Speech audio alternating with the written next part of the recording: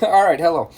Maybe you have seen my previous video on cleaning northern, and I now have a second process that is worthwhile doing. But I wanted to take a minute while I'm just finishing up this fish before I start my demonstrator fish and explain to you that you probably didn't have trouble realizing this. I love fishing.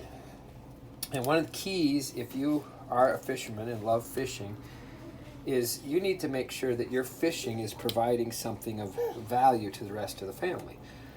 This sounds like I'm lecturing you, and it turns out I am. But here's the deal, is that if you want to fish, you need to make sure that fish is something that your family doesn't put up with, but that they really enjoy. Now, the boneless northern fillets is a great way of doing that. I have had so many people, my kids don't like fish, and then they come to our place and they're on their fourth helping, and I kind of point out that the reason is that you liked your fishing, but you didn't get around to learning to like preparing that into food. Okay, so that's the basis that today's lesson is, that you can make something into a more delicious variety of the same thing if you will decide to learn. Now, trout. You catch trout, people tell you, gut them, dip them in cornmeal, throw them on the pan, and fry them. That's the way. And that's great. If you're just had the experience on the river of catching them, that's probably good. And you'll pick the bones out and you're hungry. But for your family, or for the others who might want it, you know what? Picking through bones isn't a super treat. So I'm going to show you how to make what I call the spineless trout.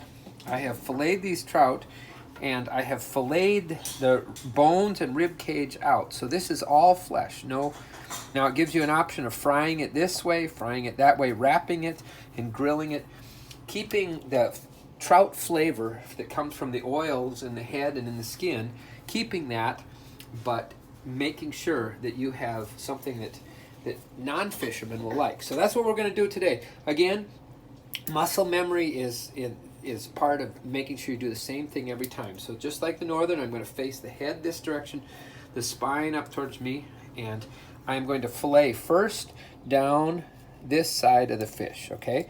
So I'm going to just poke in here. You got to stay behind the rib cage, but we're just going to fillet down the back of the fish. Now this is harder because I can't poke through because I want to leave the skin intact. So I fillet down there. Now I'm going to flip over, and I'm going to do the same thing for the opposite side. So I'm going to get this little tail piece, and I'm going to cut the meat off of it all the way down to the tail, leaving the tail intact. Now this is a much harder project than the other, but it's doable. Okay, so now I have the spine right there. That's my granddaughter. She wants to add her comment. You can show her how cute she is.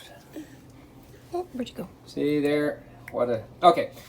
So now I'm going to stick my knife under the rib cage, and this time I'm filleting up. So I'm upward pressure, and I'm just kind of lifting and cutting. You do it in 3 or 4 sets. So I'm going to again under that part of the ribs and lift up and cut, and I'm going to get it in there and lift up. So now the rib cage has started to be taken off. I'm going to continue to cut around the rib cage until I get to the spine. Okay, now when I get to the spine, I have that little row of bones that comes out right at the spine, and I have to actually cut through them. So the thing is, they are easier to cut through. You're probably not going to cut through the spine no matter how hard you push. So you just feel down there until you cut those bones, and then you fillet down.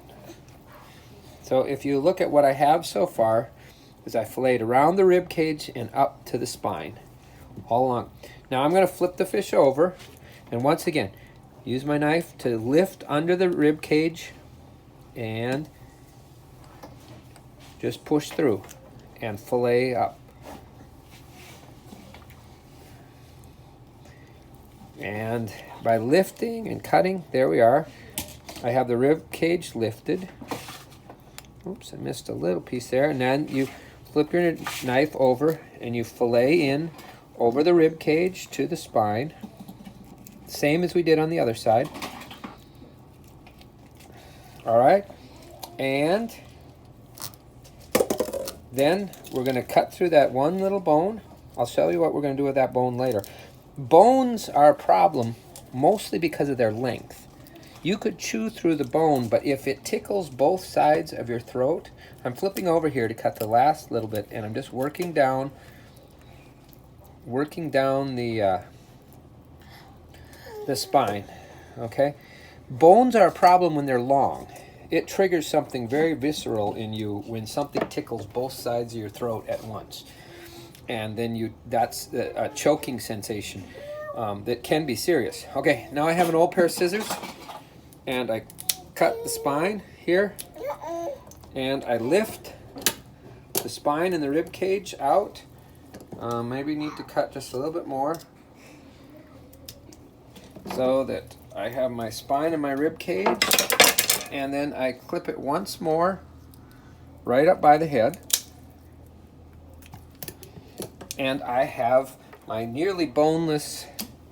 There's a little row of bones that goes with, but that's easy to pick out. There's not really any flesh. There's one last row of bones right here that I cut off the side of the rib. They're the comparable to the Y bones on the northern.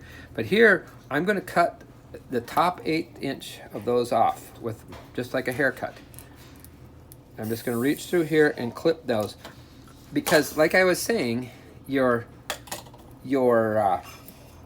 bones, they're so small that they swallow unless they touch both sides of the throat. So what there's left is probably 1/8 of an inch of really soft bone that gets cooked even softer, but it's an unnoticeable amount. So I waste that little piece of fish and cut the tops off, and now we have a trout. You can put it in the pan and roast it, and it is going to be delicious. I got to show you one more, and then we'll end the video. But this is the next trout to do. 19-inch rainbow. My grandson caught it, so you can always wish you were up fishing with us. Have a great day. Can you say bye-bye? Can you say bye-bye to the camera? Bye-bye.